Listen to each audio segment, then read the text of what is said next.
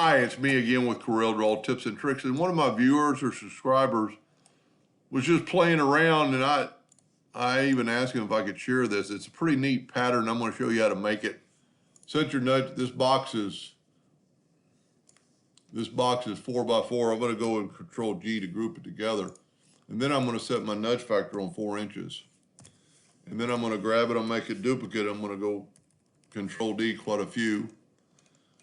Let me move it out of the way a little bit.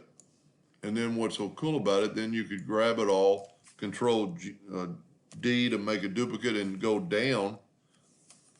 I do that from some time to time. And it's kind of weird what it looks like. It almost looks like a shelf, and then he suggested even taking, sorry about that, taking and then change the angle and get a wholly different perspective. So I'm going to Control G and I'm going to rotate it 90 degrees. I mean, it almost looks like boxes to put letters into or something, you know, mirror it, make it look totally different. I wonder if we can skew it, see what it would look like. But anyway, it's pretty easy to make. It's just all shading, and then you could play around with it and have them both come the same direction. So he even left me a little detail how to make it. So hold down your control button and make a perfect square, and then you can make it any size, but we're going to make it 4x4. And then just have you 2 angles. So take your 2-point line and go from that corner, and it doesn't really matter where you go to it, I guess. And then go from that corner at a lesser of an angle. And then take your Smart Fill tool, and I would set it on a light gray and then fill all 3 spots in. There's several ways to use this tool.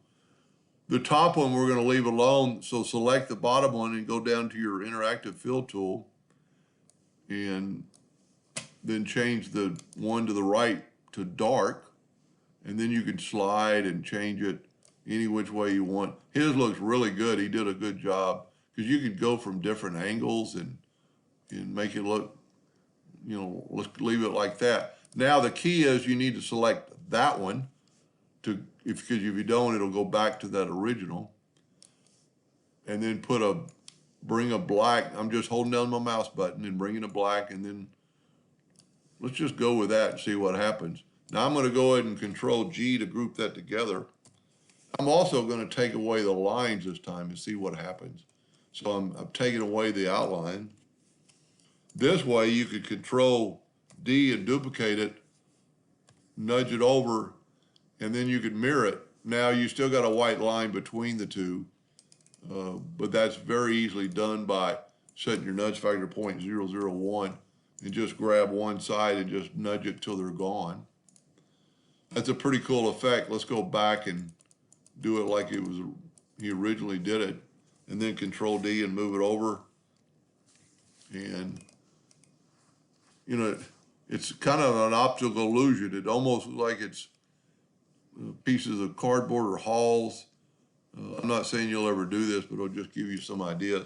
I'm going to Control G to group it together, Control D to duplicate it. I'm going to nudge it up. I need to change my nudge it back to 4. Nudge it up to there, and let's mirror this one. And now, I don't know what you got. But anyway, just playing around. Hope that helped. Thank you for watching.